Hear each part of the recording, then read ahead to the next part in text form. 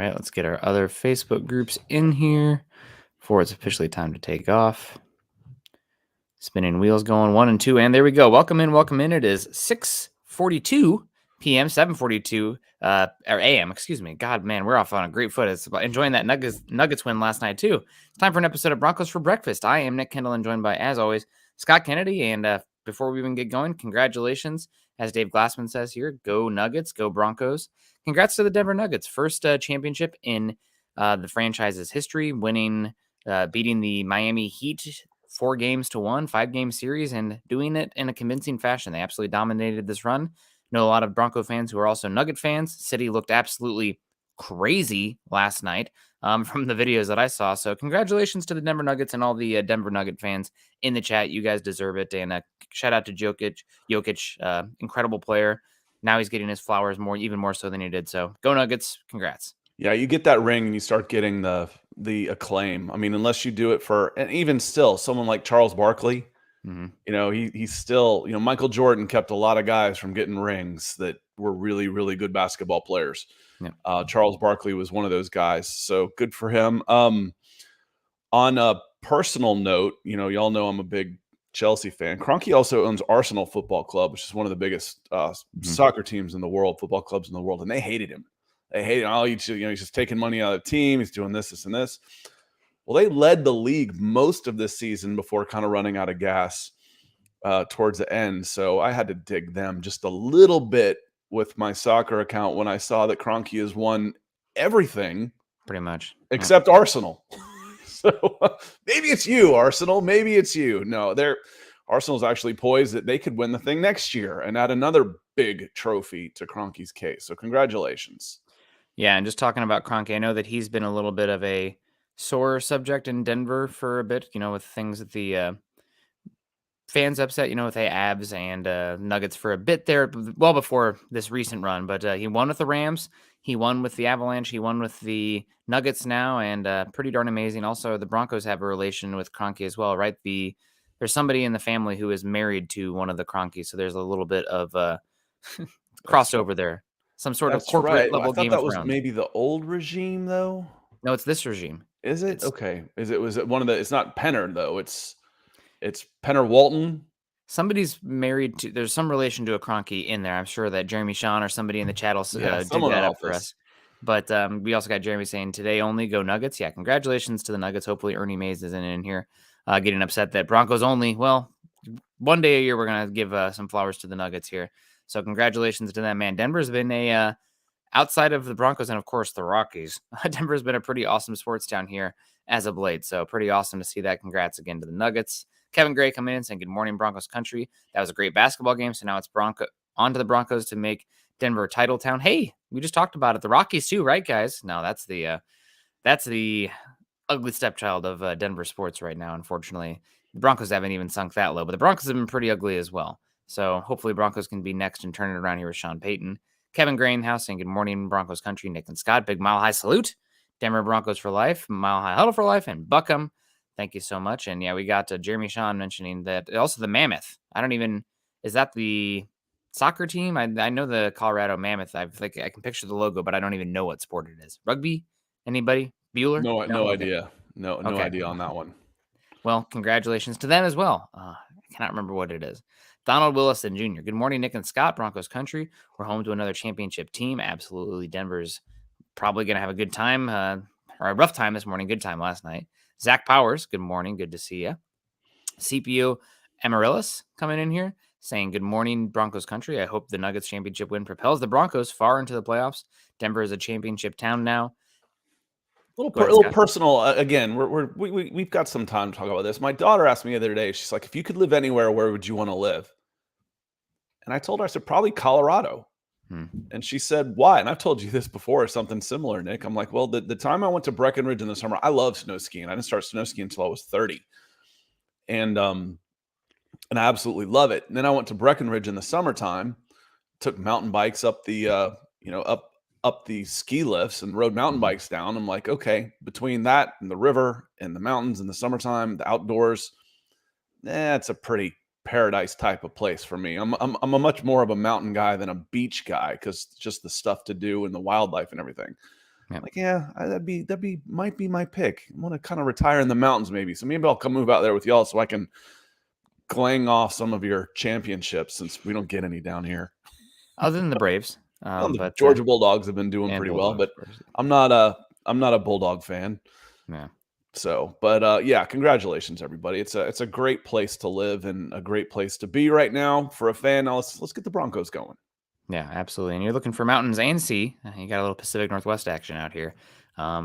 Pretty damn great out here. If, I know we'll leave the city stuff out, but the surrounding mountains and whatnot, absolutely gorgeous. Seth coming in saying, "Good morning, guys. Good to see you. Hope you're doing well." Michael Ronquillo, our guy, always coming in. Saw the new profile picture there, Michael. Looking good. Thank you so much for rocking the gear. Saying, "Good morning, Nick and Scott on Broncos for breakfast. Go Broncos and Buckham." Cristiano saying, "Good morning, Broncos country." Nick Scott, great to see you. Good to see you too. Chase Wellner, good to see you, Chase. And we got our guy Lawrence Rivera coming in with the stars, saying, "Fellas, who's going to the parade?" Well, I'm out in Seattle, but I'll be there in spirit. Scott's out in Georgia. He'll be there in spirit as well. We won't be popping champagne or anything. It'll be a busy, we got work to do, but should be an awesome time. And again, man, so awesome to see the Nuggets, the team that's been, it's wild to listen to and I obviously what's fed to me by the algorithm is the negative clips. But just like such a dismissed, overlooked, crapped on team by the general media. Who cares about the Nuggets? I mean, almost talking like Denver, like flyover country. Jokic, I mean, you see him like talking about the parade. He's like, "Oh, the parade's Thursday. I wanted to be back home in Serbia by then." He's not really about the extra stuff. He's there to play ball. But I mean, God, what a great championship run by them. And hopefully some of that does rub off because the Broncos were very much in attendance throughout this run, and they understand, at least they can see what a championship run means for energizing the city. How would I read that he was the first player to basically win the triple crown in an NBA Finals? Points, assists, and rebounds. He led all three categories. Yep. Wow. We were discussing it so I haven't watched him, but I think Lance was saying, just the passing of a big man and stuff. I'm like, and the way he was describing him to me, I'm like, y'all are too young to have seen Magic Johnson in his prime, but Magic was a 6'9", 6'10" point guard. I'm like, that's what it sounded like. Magic Johnson could basically do whatever he wanted to. He was named Magic for what he could do with the ball, but when they needed him, they just post him up down low against guards, and he turned into Kareem Abdul-Jabbar. So it sounded to me like, I'm like, this guy sounds a lot like the Magic Man. Yeah, he's pretty damn incredible. And we got Rob coming in. God, come about pretty damn incredible. $100. God bless, man. He says, "Thank you. You guys are truly the best there is. And my favorite MHH team." Well, you're showing it. Thank you so much. Moving to California from Nashville residency, so I won't be able to catch the show live often going forward. Always look forward to my commute when you two are on. Thank you. Broncos for life. Denver Broncos for life. Let's ride. Well, you can get us what is it? People listen to us in the shower, Scott? Was the running joke the there? Shower, and then on demand, put it on, listen to it after the fact and hit the comments on YouTube is where I go for my comments. Facebook's a little tough. So hit the comments on YouTube. I'm there all the time. I check at least within 24 hours to see if there's anything in there that I need to respond to. So listen to them and hit the comments, and we'll be back in there after you. And Rob, thank you so much for your support and helping us make this show what it's become for people like you. And we're glad you've enjoyed it. We're in our third year, and the reception's been great. So we're still here. So appreciate you, Rob. That's just awesome. Yeah, thank you so much, Rob. And you don't have to go away because look at this. Facebook user from Cali, California Adventure today. Disneyland tomorrow and Thursday will be with the kiddos. Go Broncos and congrats to the Nuggets. So you can still hang out with us in California. It's not unallowed. So hopefully we'll still see you around, Rob. But thank you so much for the super generous super chat. Jamal Killings, good morning, Broncos country. Congrats to the Nuggets. We got Robot of Doom saying good morning, Broncos and world champion Nuggets fans. Hope we are doing well. We're doing pretty damn well. Even better that Troy's in the house. $9.99 super. Good to see you, Troy. Saying, "Hey guys, are there personnel groups Sean Payton is most likely to use on offense? If so, which current players fit best in these groupings?" This is an interesting question. I feel like Sean Payton, from my understanding and from what I've gathered, he is very much a first half of the game early on, kind of picking and prodding in different things. And once he sees how an opposing defense has schemed certain matchups, like when I do this, what are they doing to take it away? That's when he goes back to the well and sets them up to take advantage of what those assignments are on the defensive side of the ball. So it's very matchup based on that side of things. So what is the personnel groupings he likes to use? I think it's going to vary widely week to week, matchup to matchup. And I mean, even quarter to quarter, he's going to see something like, oh, you guard it this way. Well, let's see what happens when we go with 3 tight ends and we create this kind of space. How do you guard it? Okay, here's my weakness. I'm going to use that in the third quarter on a 3rd and 10 when I really need it to make sure that my team comes away with a touchdown rather than a field goal. So I think it's going to vary wildly. You asked me a question. I'm going to try and give you a more direct answer than Nick's mashup there. For me, Troy, it's running backs. When you talk about the group, when you said the groups, as far as the personnel groups, he absolutely spreads the love to the running backs. He may have 1 or 2 receivers that are getting matched up where they get the bulk of the, I don't think you're going to have 4 wide receivers that all have similar numbers, is what I'm trying to say, unless there's injuries. I think a couple will separate themselves. You're hoping maybe it's Cortland Sutton and Jerry Jeudy, or Tim Patrick and Jerry Jeudy. I think Jerry Judy's going to be one of those guys. But when it spreads, how he uses his offense to spread to the group, it's the running backs. The short passing game to the running backs is an extension of the running game. I've said it a bunch of times. When you've got Alvin Kamara with 4 straight seasons of 80-plus catches, you're getting the ball to your running backs in a variety of ways. So for me, the answer to this question, Troy, is the running backs. Yep. Running backs, I think, historically is a good answer here. However, the way that Sean Payton has recently talked about Greg Dulcich, I think that you could see it be a different position. And we're entering the era of positionless football, right? So getting guys in certain spots. But I think we'll see Dulcich moved around a bit. I was lower on him earlier just based on the blocking stuff. But if you're using him more as a running back, H-back out of the backfield, it's H-back spot. Yep. Out of the backfield, then I can actually see a bigger role for him versus the pure inline Y usage. So we'll see. But I think some of that running back ability out of the backfield could be shifted towards the H-back position and a little bit more heavy personnel in the backfield. Right. I agree. So I know, instead of saying I kind of then loop him into that whole group. Yeah. Backfield. So it's backfield. Yeah. It's offensive backfield, getting the ball in the short passing game to your big guys. And then stretching the ball downfield. I mean, you had Michael Thomas. I'd be interested to see it, but it was like, I bet Michael Thomas had twice as many yards as the next guy, and then probably 4 times as many as the number 3.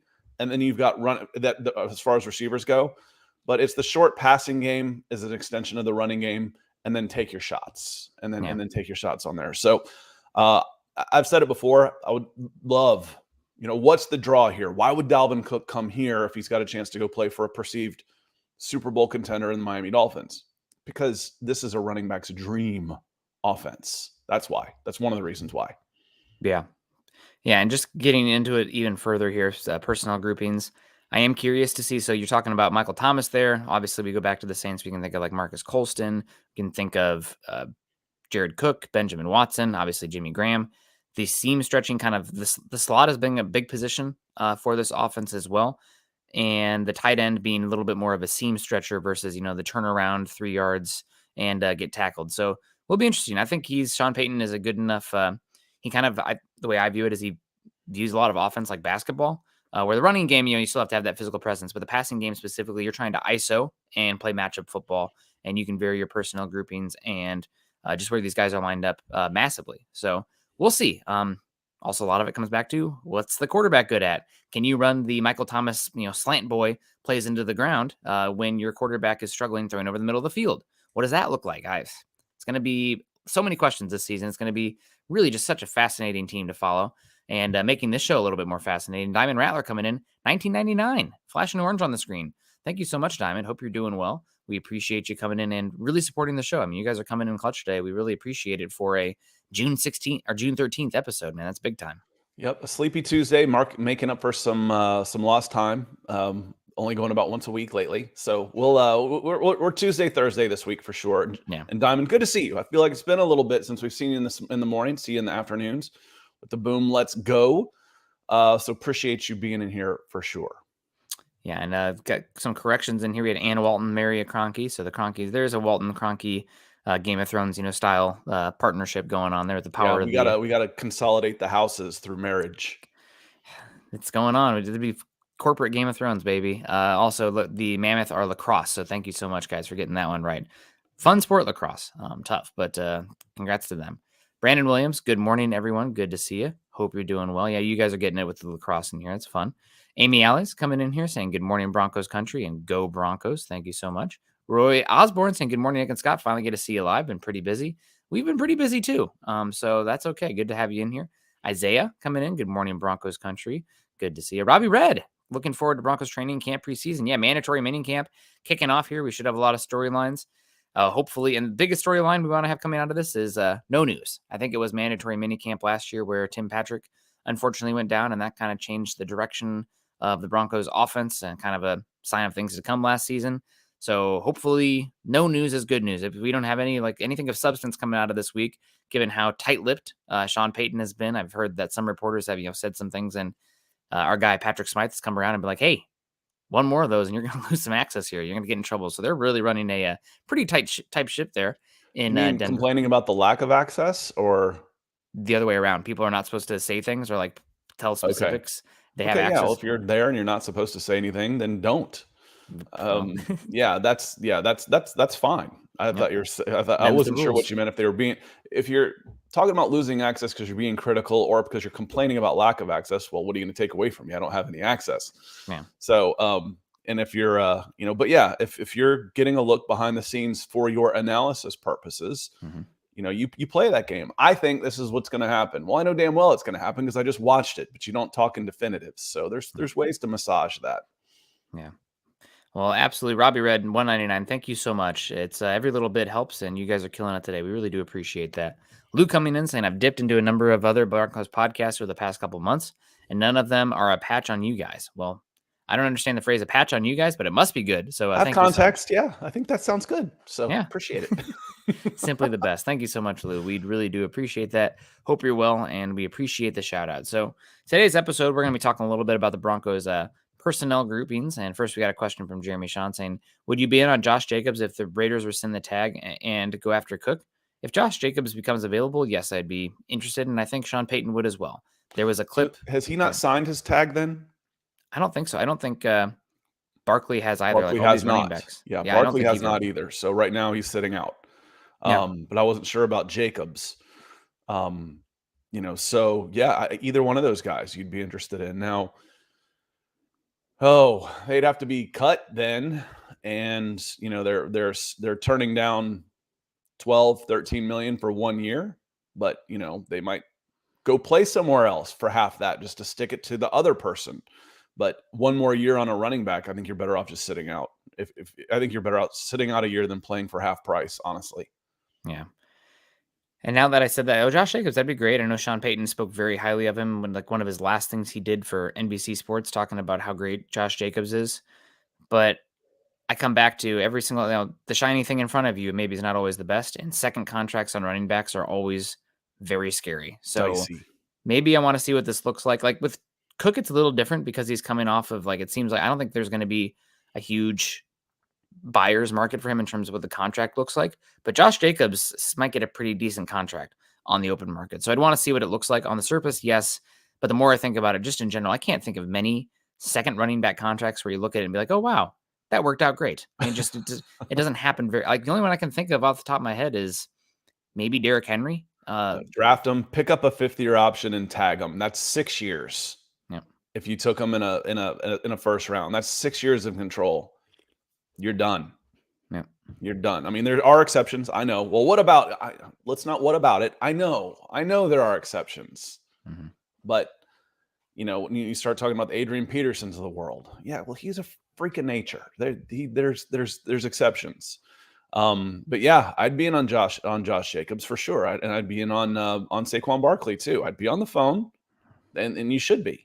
We're going to hold out. We're close with these guys. We're looking at 3 years, 30, 25 guaranteed. Okay. Well, we're not going to go there, but hey, if you want to come play for 6 and put up 1,500 yards of offense, give us a call. Guy Barkley would be fun. Again, it's very short term, which makes me a little nervous, but that's kind of the Sean Payton way, and the Broncos expenditures this offseason have been, let's go for it right now. We're tired of losing. We got the money. We got the ownership that wants to spend the money. What are we waiting for? So we'll see how it turns out. And I think where you've spent the money, Nick, and we can get into the position groups again, where you've spent is basically on building blocks.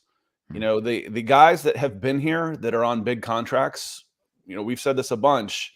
Those contracts kind of reset next year. You can get out from under a lot of the legacy contracts next season. So yeah, why not take one more shot at it this year and then burn the whole thing down if it doesn't work? And if it does work, great. Let's add to it. Let's restructure some contracts and bring in a few other players. Cortland Sutton has a big season. Cortland, we're going to give you a raise. We're going to give you $20 million signing bonus. And we're going to get $10 million back on the cap. Where they've spent, those are the guys that are going to be with the team. Obviously, I mean, I know the contracts, but you're planning on those guys being building blocks for the next 4 or 5 years, where the legacy contracts all kind of become really optional next season. And the other thing about the guys they spent on is they all, based on, I mean, again, we're in the honeymoon phase and all the good stuff coming out of after the signing, but every single one of them seems like guys you're very happy to have if you're pushing for it, but also seem like guys that if you are completely resetting would be good glue locker room guys. If things are, if you're having to have a tough year, it seems like every single one of these signings would be keeping the locker room together, pushing forward, having a shared vision in a 4-13 season that's really ugly and rough, but you're not seeing the fighting on the sidelines and whatnot. Guys who are still in there working and pulling the same direction. When you're moving on from, not that a lot of the guys the Broncos had were not like that. I mean, who would have foreseen, based on all the work and whatnot Dalton Reiser has done, the incident on the sideline last year with Brett Rippon? Not me. But that's, hopefully these are guys that if things did go off the track, even though you're paying them still big next season, good to have in the locker room, because you can't just go in there. This impacts, people talking about like tanking completely. These are humans, right? There's a human element in here in the locker room and in the organization that you just can't, sim forward through a bad season and tank as much. And Zach Power says, is Nick closer to his bookshelf? Maybe. See, I had a buddy here and we used my recording room as the prep for the backpacking. So I've moved my desk and everything. So it's definitely in a different spot. I'm sure I'm closer. Definitely. I didn't notice. I'm like, is that door open? Now that you said it, Zach, that's why I showed it. I'm like, absolutely is. Good call. Good call on that. If you're listening, see little details here. We're live. You can come watch us. We can come watch us every Tuesday and Thursday at 9:30 Eastern, 7:30 Mountain on youtube.com/Mile High Huddle. Yeah, it's you're just closer, Zach. You're closer to your screen. I think that's what it is. No comments on the mustache either. You guys are gonna hurt my feelings. No, I made a comment on that. The wife is out for a bit. I can't grow one. Yeah, can't do it. Mine's not great, but it shows up on the screen, so we are we're going for it. I'm definitely gonna grow one when I go back in the sawtooth. 2 days. Hey, I didn't start shaving every other day until I was about 35 years old. It was twice a week. It was twice a week until then. Yeah, I mean, what really counts though is right up. You still got full head up there. So sorry to anybody. Show the back. Somebody in the chat, anybody in the chat here who is not a full head of hair in here, we still love you, but make sure you're applying sunscreen. So yeah, guys, let's keep going here. The offensive weapons here. I just kind of want to have a general ranking overall, Scott, of who the most valuable guys are, and then we can kind of peel back the onion on each of the position groups. And I think the most valuable guy here, if I was going to pick one in terms of the output this season, the most impact, the most valuable, I think I'll have to go with Jerry Jeudy. That's where I was going. I'm not sure exactly what his role will be quite yet, because last season it did seem like they unlocked something in terms of the using him at the Z and X on the boundary more so than the slot.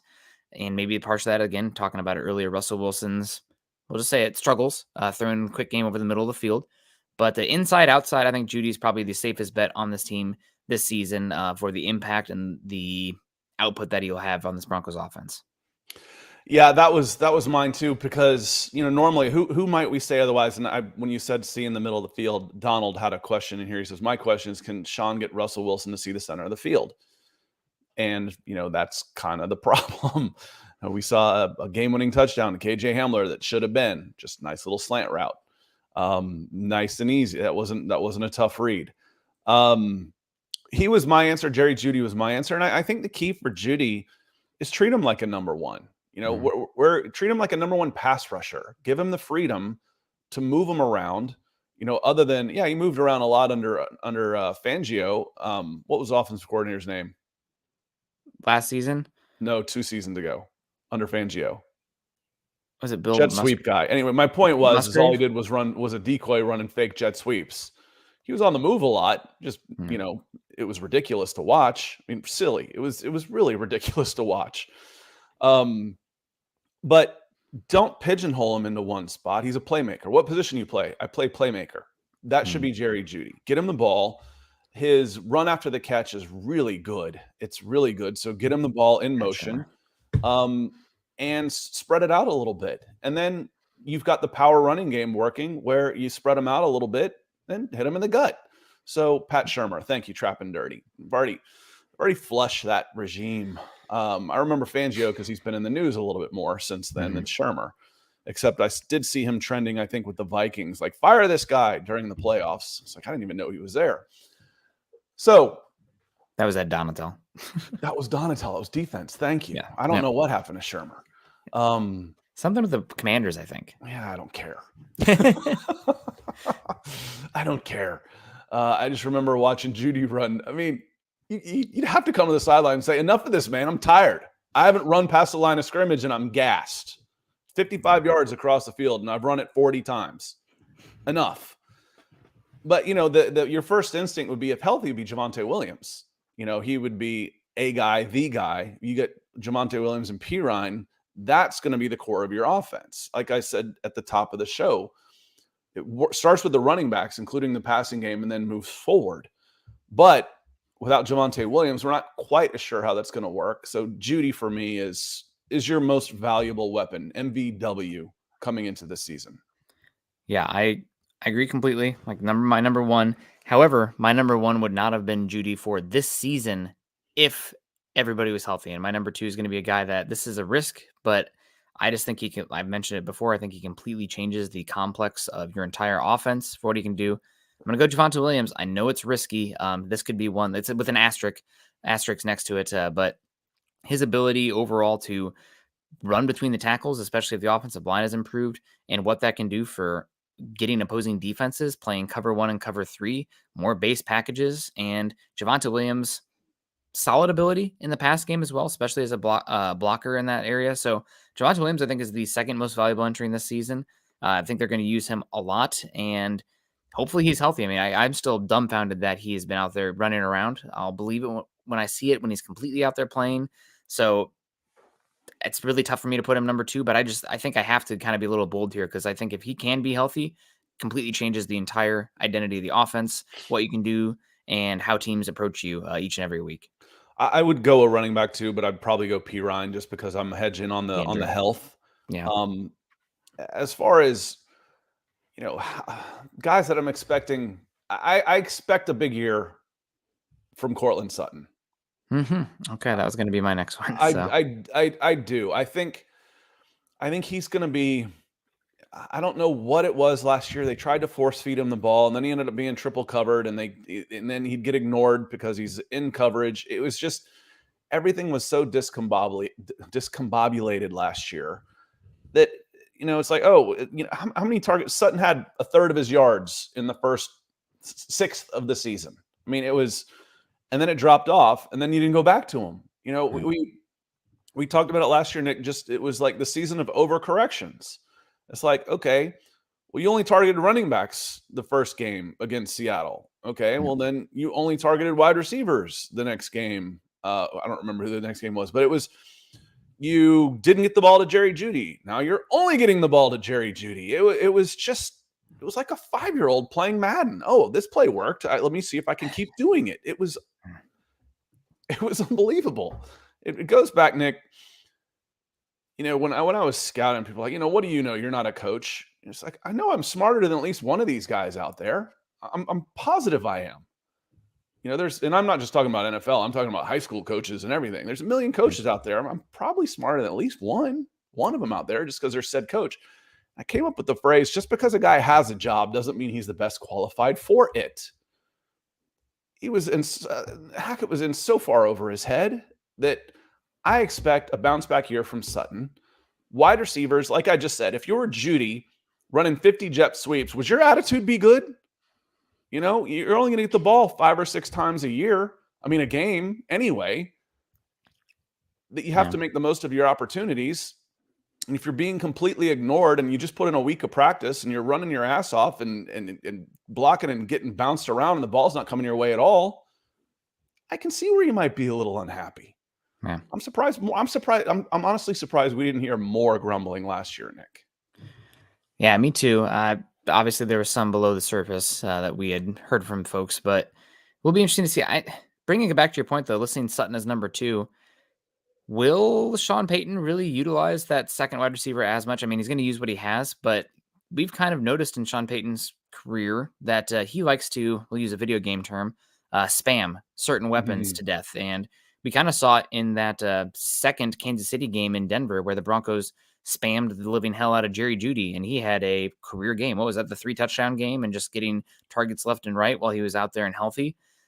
I'm curious to see what wide receiver 2, wide receiver 3 role is. Now, the Broncos don't have on paper right now, that top 5, top 10, no doubt wide receiver where they can do that, but maybe Jeudy ends up being that guy, and maybe these other ones are just a little bit more secondary, and that you have a wide receiver, or excuse me, a running back or a tight end positionally line up more in terms of the value on this offense. Nick, I want to look real quick. In 2017, 18, 19, and 20, the Saints were 11-5, 13-3, 13-3, and 12-4. Or people that were not talking, didn't want to give up a first-round pick for Sean Payton. Come on.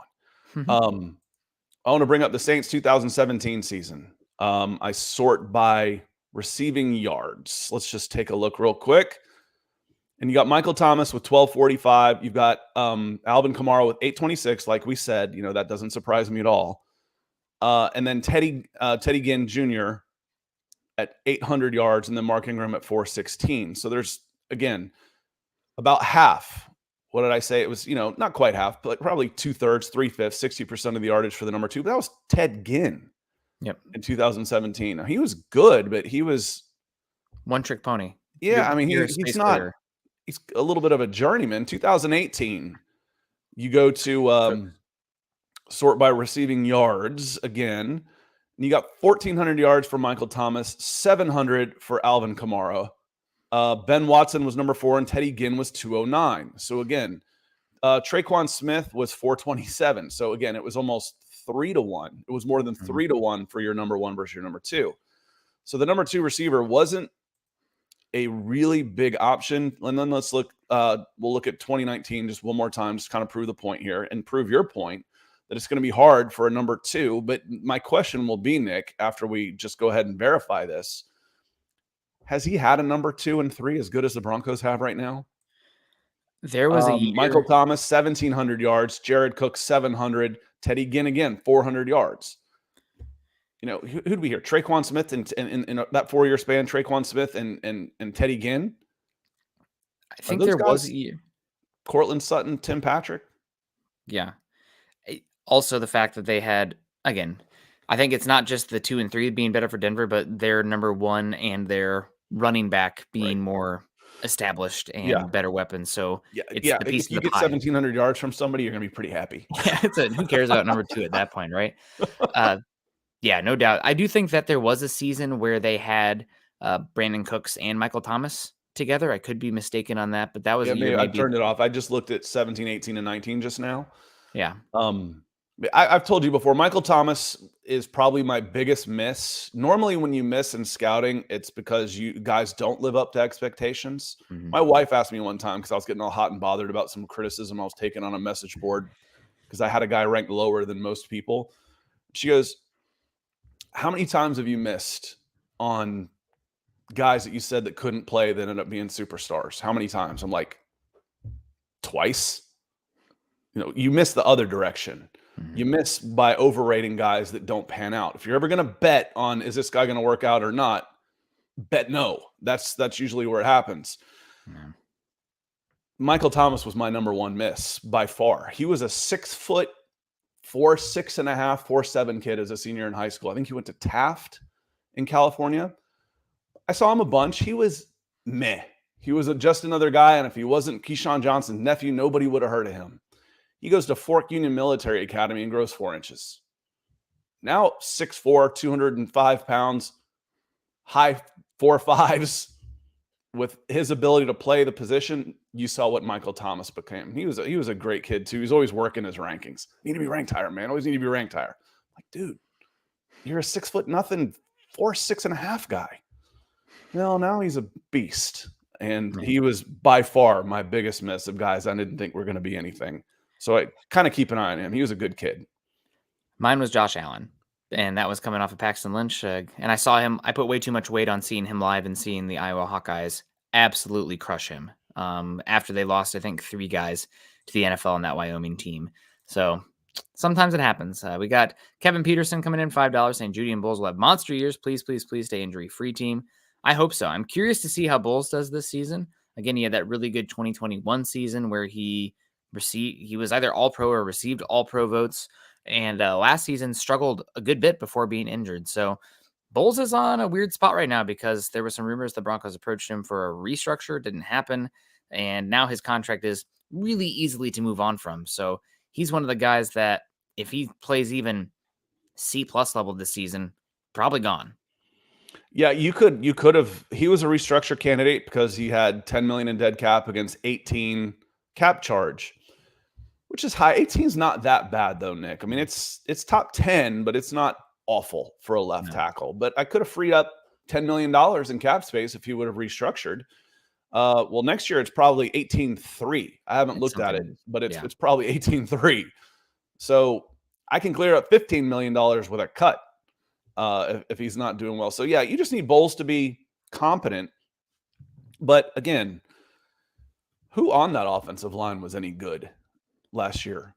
Miners was okay, but we overrate Miners to a certain extent because he was okay. It's like, oh yeah, he was great. Well, he was okay. I'm not saying he was bad, but he was good, not all world. It's just by comparison, it made him look that much better that he was a plus offensive lineman last year, where you got adequate from Cam Fleming, which was a revelation, and for $1.5 million, great. That's great value. But then center to left was coming out to in was meh. Ugh. And oh my God. That's how I did my rankings. You like those? Those are technical terms. Those are industry terms, by the way. It's the end of the night. Okay. Yeah. It's the end of the night last call. Right. What are the options there? Oh, well, this one, has all their fingers. Yeah. So that's we're going to go. Okay. I would say Quinn Miners, also Cam Fleming. Always got to have a little Cam Fleming. Yeah. Cam Fleming was he played average. That war that we like to talk about was he was solid. He was adequate. And for your expectations, $1 million contract on a journeyman tackle, that was awesome. Yeah. God, it really was. Cam Fleming and Quinn Miners are probably the only two that I would say were competent last season. Dalton Reisner still floating around out there. We'll see what happens with Bulls. He struggled last year in a strong interest, and as Mike Kliss is helping to pump him up just a little bit. I started reading those comments. I was like, oh God, y'all be nice on Twitter. Sometimes show some compassion and kindness. Yeah, but strong interest, and he hasn't been signed. No, there probably is strong interest, but he's got choices, and I bet he. What do you think? What's your prediction on his contract? Not who signs him, but financially. I think a 1 year, $4 million, with some incentives in there built in based on playing time and whatnot. Okay. And I'll give you the hedge on that, saying that's what an effective contract will be. Yeah. So it could be 2 years, $8 million with a $4 million signing bonus. That's a 1 year, $4 million deal. Yeah. Okay. I think I think that should be about right. I don't know if he'll. I don't know. I feel like he's going to end up getting more than that, but shouldn't. I said 2.5. At the very beginning, I would offer him 2.5. He's backup level. He should get. Then that's not even. That's not an insult. That's offensive guards. If I sort by average salary and I go down to 2.5, it's around 30 to 35. Mm-hmm. Well, there's 64 starters in the NFL at guard. Yep. That's average. Middle of the pack or middle median mode. Was it middle mode? That's mode. So that's not an insult, and that's probably better than he played last season specifically. But we'll see, and definitely pulling for Dalton. This man, Dalton. Yeah, he wasn't. I've watched the two years of this team, and I never saw the good. About 5 games in, I think I asked you guys, why is Dalton Reisner getting a pass? No one talks about how bad he's playing. He's a big because he had a good rookie season and he's a very popular player. I'm like, okay, well, he's not playing very well. No. I've never seen the good Dalton Risner. Don't want to make it a whole Dalton Risner thing. I think he was above average in pass protection. I think he did a pretty good job mirroring and anchoring from time to time. But those splash plays where you say, okay, that guy's making a impact on the offensive line, specifically in the run game, didn't exist. And some of that's also issues with the center position next to him. But there's a reason he's still out there. And Clutch Master. Thank you, sir. Yeah, seems like a good guy. So pulling for Dalton Risner. Also, we got Clutchmaster pulling for us. $9.99 super sticker. Thank you so much, Clutchmaster59. We appreciate you. I think you had another comment in here saying it's Tuesday. If we sign Cook, it'll be today. Yep, Broncos news happens on Tuesdays a lot, although we did have the news last Thursday after Scott and I were talking about edge rusher versus running back. Broncos bringing in Frank Clark. I don't think What did we say? We said they could use another edge. Edge. We said edge. Absolutely edge. We've been pretty good at predicting what the Broncos were going to do, Nick. I mean, it's not, and that's what's nice is it's not rocket science. No, it's nice when you're like, okay, this makes sense, and they go out and do it. Wow, yep. It's just puzzle pieces, right? Same with the draft. Like if you know the scheme and you know the personnel, you can be like, okay, what makes sense? What does a winning roster look like? Broncos, also the Baron Browning news coming out immediately after, made a lot of sense. So thank you so much, Clutchmaster, for the $9.99. My number 3, Scott, would be Courtland Sutton on this list as well. I'm curious to see his usage this season. Again, he's been talking a lot about watching Michael Thomas. And what does that mean? Because last season, Courtland has not a jab to him, but Courtland Sutton's best ability last season was drawing pass interferences. I think he was like number 2 or 3 in the NFL on pass interference yardage, which is not a stat that is, I mean, it matters. It adds up. I think it's something, there's a skill to that. Some of it's also the offense, but playing that Michael Thomas role, I'm curious to see if we do see him in the slot more this season in 11 personnel, the quick pass game, and using his physicality. Now, Courtland Sutton, specifically down the field, outside, or on the numbers, can be a big physical presence, but how does that physicality and that catch radius translate to the middle of the field when, there's an overhang safety or a linebacker, doing a spot drop at that spot where you can get crushed by him, manipulate yourself, protect yourself. So curious to see what Courtland Sutton looks like this season. I think it's safe putting him number 3. He could easily end up the Broncos' number 1 wide receiver this season still, all the same, especially given his past showings of physicality. I thought last season wasn't always the case, especially with his blocking ability, but I think he has a little bit more of the ability to be a physical player at wide receiver than a Jerry Jeudy, who's much more finesse, skinny type of guy. Yeah, he's a receiver. Yeah, he's a playmaker. Jeudy is. He's not out there to help you run the ball.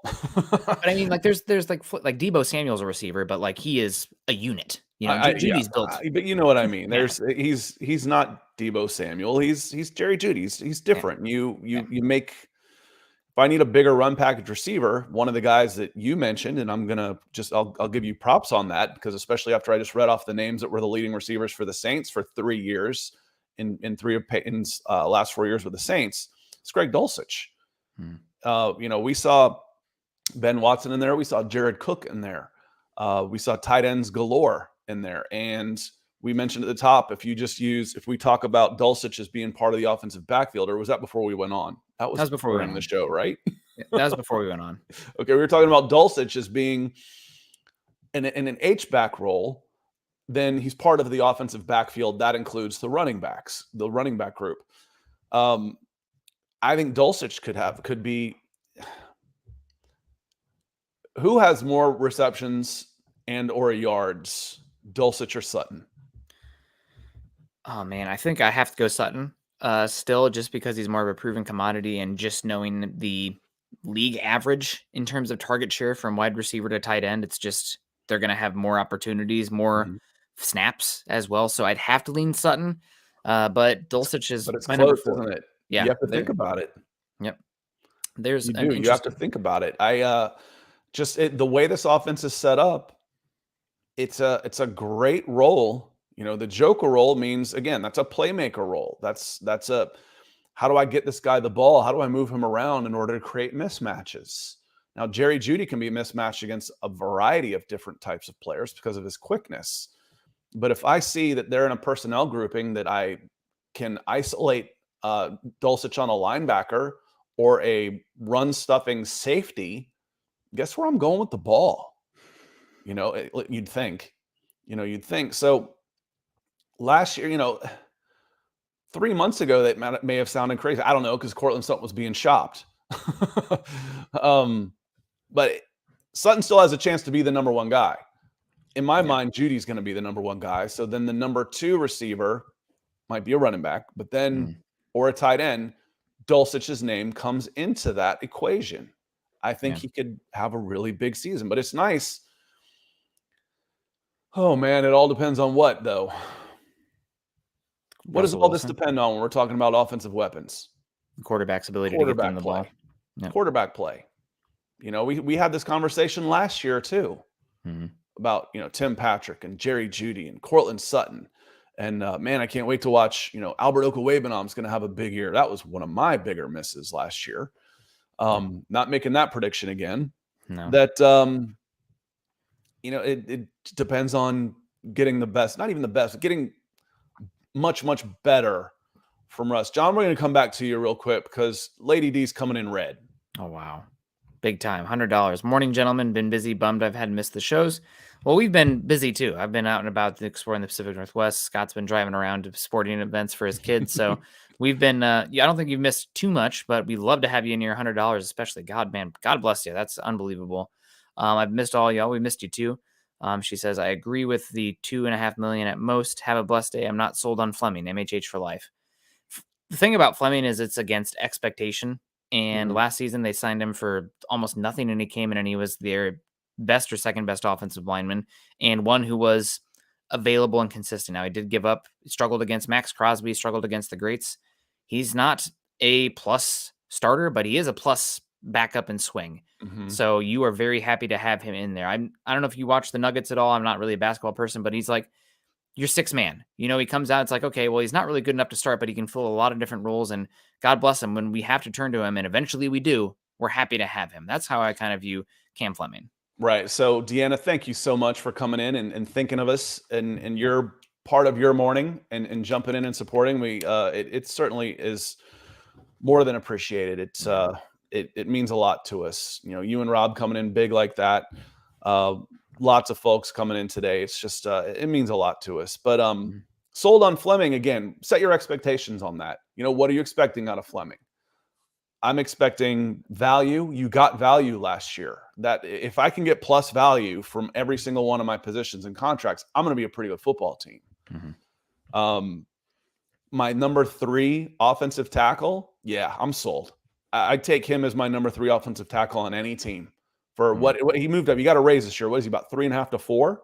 I think so. Yeah. So and that's what we said early on. Nick said I'd offer to triple this guy's money and I'd bring him back in a heartbeat, and I could probably play him at some guard in a pinch too. That I am sold on Fleming for what his role is.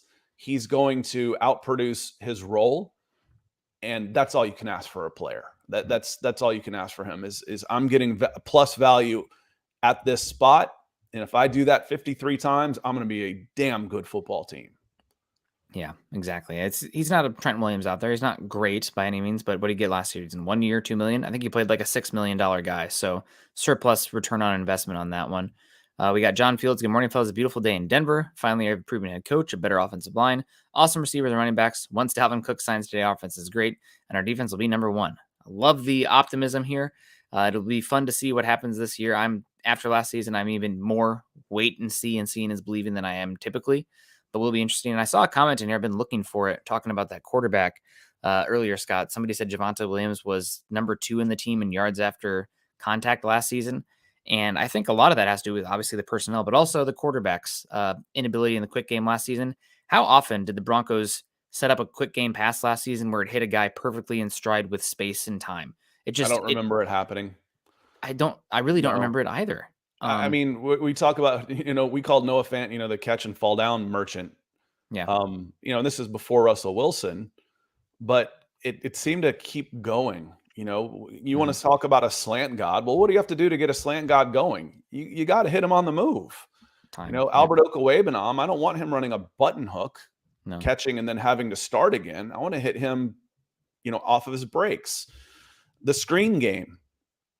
That is set up, but it's also you don't want to set up a screen where you turn and stop and catch and then go again. You want to catch that on a swing where it's basically an extended sweep.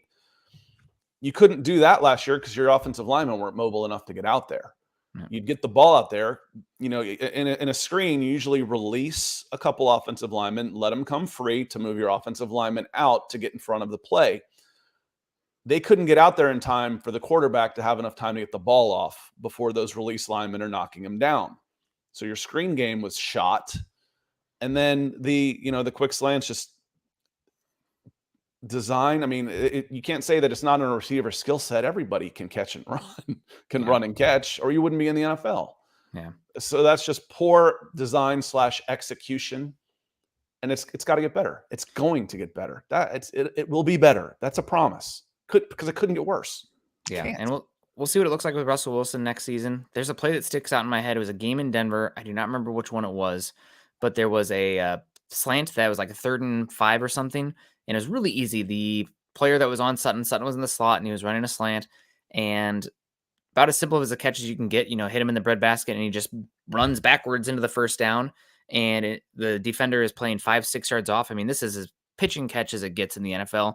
And Cortland Sutton has to dive and leave his feet on a simple 3-step drop, slant, because the ball is so off target on a quick game over the middle of the field pass. So that's something where Yak is as much a quarterback stat as it is anything else. And the quarterback has to deliver it in time with the ability, the momentum of the receiver carrying him forward. And just didn't see that last season. That's something that, I mean, as much gruff and, overlooking we do of like Jimmy Garoppolo in the league, his ability to lead his receivers and give them ample yak opportunities has made him a pretty good quarterback out there in San Francisco. Some of that's the design, some of that's the type of guys they're getting, but just didn't exist last year in Denver. And that's something that worries me a bit. We're going to find out how much Wilson, how much was Hackett, how much is the weapons the Broncos have as well. But that's something that was severely missing last season. And to have Javonte Williams, who got injured week 5, finish the season number 2 in yards after contact, that's not great. I'd have to look up to verify that if it's running yards or if it's overall total offensive yardage. But on the surface, that's very ugly. Yeah. And I call it seat of the pants analytics. I like it when you can verify what you're seeing, and what we're seeing is it's a lot of contested catches and tackles. Where are the catch and runs? Where are the guys that are catching the ball in space and on the move? It's like a really good layup, right? Like it's one that like it's high percentage and you have a chance to, do something off of it. And everything last season was so hard. They could not do the easy stuff that then if you do that consistently enough over enough sample size, some of those are going to break. Somebody's going to do something. But if you can't do that first part where you complete the pass, it's never going to happen. And Jeremy says last year's offense made me want to yak. We used basketball references last year to describe this offense, where it was like, you'd see a team that goes down and get in a half-court game, and they just had to fight, claw, and scratch to finally make a tough contested shot, and the other team runs down and hits a layup. You're like, ugh. Yeah. Why does that look so easy for them? And we're fighting everything we can to get 2 points. You had to fight for first downs. Felt like a victory at times, And again, all this is going to start off not just the running game, but again, it's so cliche, but it's cliche for a reason. But it's being more efficient on first down. You're sitting 3rd and 7 all day, you're going to be a bad team. You're going to be a bad offense because you've lost 1st and 2nd down. Yep. Yeah, last season made me want to yak as well sometimes. And Gary Palmer, happy belated birthday. I think it was Gary's birthday on Sunday. So happy belated birthday, Gary. Hope you're doing well. It's 1999 says the BFB team. Can't wait to see you in October, Nick. Denver Broncos for life and Buckham. Yeah, excited about that as well. We will see what happens with the Packers game and everything that week 7, but I'll be there, and hopefully I can break my personal streak of seeing the Broncos live, but we'll see. Number 4 for me, Scott, just wrapping it up here, Bo, since we're already at 7:35. I'd have to go with Greg Dulcich after Cortland Sutton there, just for all the reasons you said, in terms of the receiving game. Now, is he going to be the number 1 snap leader on the Broncos? I still need to see him prove that he can be a blocker for me to pencil him in as that guy for the number 1 tight end in terms of snaps. But in terms of receiving yards and target, I think it will be him based on the comments of what we've heard from Sean Payton as of late, and especially now that they're talking about using him in that joker role, which has been an out of the field guy. H-back. Much prefer him blocking as an H-back compared to what I saw last season as a Y tight end. So that's interesting. And number 5 for me, this is me hedging my bets. I'll go P. Ryan as number 5 because some running back is going to have to do it. I put Javonte Williams at 2. If he's injured at all, P. Ryan's going to have a big role. Of course, after saying this, Dalvin Cook's probably going to be signed by the Broncos in 5 minutes, but I'll put P. Ryan as number 5. I don't mind missing that. Yeah, I don't mind being wrong. I don't mind being wrong on that. Yeah. I'll name a sleeper in there, and it's going to be tough just because of the guys ahead of him, but it's their guy. They went out and got him, is Marvin Mims. When we're talking about who can stretch the field, who can get down the seams, he was drafted for speed. Him and Judy are a little more similar in their skill sets. But Mims is, I think, might be a little more straight line fast. Yeah. But as a receiver, we talk about what about, Virgil? I'm like, Virgil's a track guy. He's not a football player. He's a track guy playing football. Mims is a football player who was also a track guy. He's a receiver. I know that sounds stupid, but it's as simple as I can make it. Yeah. But Mims would be my sleeper on this, that, maybe Sutton is not going to fully come back from where, meet his expectations from pre-knee injury. Tim Patrick's coming off of a knee injury. Yeah. Jerry Jeudy is a bit of a diva, a little hot and cold. Maybe he pouts his way out of the starting lineup and Mims becomes a guy. So my sleeper on this would be Marvin Mims. Yeah, Mims. I don't know what to do with Mims. I don't know what to do with Tim Patrick. Those two are the 6 and 7, 6A, 6B for me. Now that we've listed pretty much all the guys of choice, I don't know how to stack them. And the one thing about, you went back on talked about the Sean Payton target distribution, yards and whatnot. That role for that deep vertical guy, even though from probably a volume perspective, they're out there. They still have a role. Ted Ginn was that guy. Brandon Cooks has been that guy. They've had other just, pure speed guys that from a volume perspective, not big, but from a snap and role perspective, still pretty big. Guy that they have out there. Mims is the only one who fits that box for me besides KJ Hamler, who's still here. But there could be a big role for one of those guys just because of that and how he's used that space decompressing kind of guy in the past in that offense. I'm not expecting anything from KJ Hamler. No. Nada. Yeah. How could you? Yep. So, and that's where we should set expectations. And if he comes out and, again, I don't mind being wrong. Love it. I'd love to come back here and say, freezing cold takes. Hamler's not going to have, a catch and a yard. He might end up with 100 yards receiving for the year if he's even on the team. Freezing cold. I'd love that to be. I'd love that to be wrong. But, based on what I've seen and based on what from what you've seen in the past of guys who have this history, I'll be a little surprised if he's on the team. Yeah. Pulling for him because he seems like a great dude, but would be tough. He's definitely a deep sleeper, as Shane says here. So we'll see. Broncos got some weapons. It's going to be really interesting to see how they all play out this season. We're already at an hour, so we're going to have to wrap it on up. Scott and I, we're trained at this point for an hour, even when we try to keep it a little slower or shorter. But thank you guys so much for coming in and supporting us today. Big time support coming in from Rob Bucksbaum, Deanna Hendry. Of course, we got Gary Leeds Palmer coming in here. Clutch Master 59 was big for us. Kevin Peterson, good to see you today. Michael Ronquillo, of course, in the house. Robbie Red, you guys are killing it. Diamond Rattler in the house. Troy Boer. I mean, I'm sure Lawrence Rivera. Unbelievable for a Tuesday in June. I guess we are kicking off mandatory minicamp this week, but you guys are killers in here. And the support is hard to fathom, honestly, for this show, for this morning, for everything like that. So we appreciate you guys so much. I don't want to say it's a dream come true. It's a dream come true for the Nuggets, but I mean, we really do appreciate you guys. Yeah, it means a lot. So thank you to everybody. I think Nick got everybody who came in and mentioned. So again, thank you so much. And what is it, Tuesday? Sometimes it feels like, is it Thursday yet? Feels like it should be weekend. So hope everybody has a great day. Yeah, thank you guys so much. Make sure you're following Scott on Twitter. Scott is at Scott Kennedy. I'm at Nick Kendell, MHH. Also follow us at Mile High Huddle and BFB_pod. If you guys haven't done so yet, join us on Facebook, facebook.com/Mile High Huddle and facebook.com/Mile High Huddle pod. And as the ticker says underneath, most of you folks joining us on YouTube, we appreciate you. If you would subscribe to Mile High Huddle, like the show, and share it on your social media platforms. Helps us a heck of a lot. Congratulations to the Denver Nuggets. Been a team that's been kind of bumping their head on the ceiling there for a bit to finally get it over and in a dominating fashion. I don't give a crap. I've already seen, sorry to cuss that out here, but already people like saying, oh, this has been the easiest championship run ever. You only play the teams in front of you. You don't apologize to anybody if you're winning a championship. So well, if congrats it was to the that easy, Nuggets. how come no one else won it? Guess you should have won it then, huh? Yeah. Yep. See, and that's the thing. That's honestly, that's what turned me off about basketball. You know, and Chad said the same thing. I'm like, we're kind of on the same wavelength here. Is that the media was so desperate to replace MJ that they started inventing storylines and talking about legacy and all this stuff. I'm like, dude, win.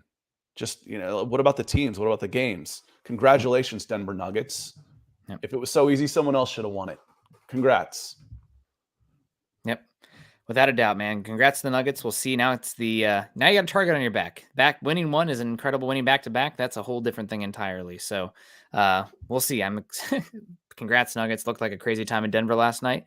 You guys have a great one. We're gonna get on out of here. Make sure you guys have a great rest of your Tuesday. Continue to choose kindness and compassion. We'll see you later. Go Broncos.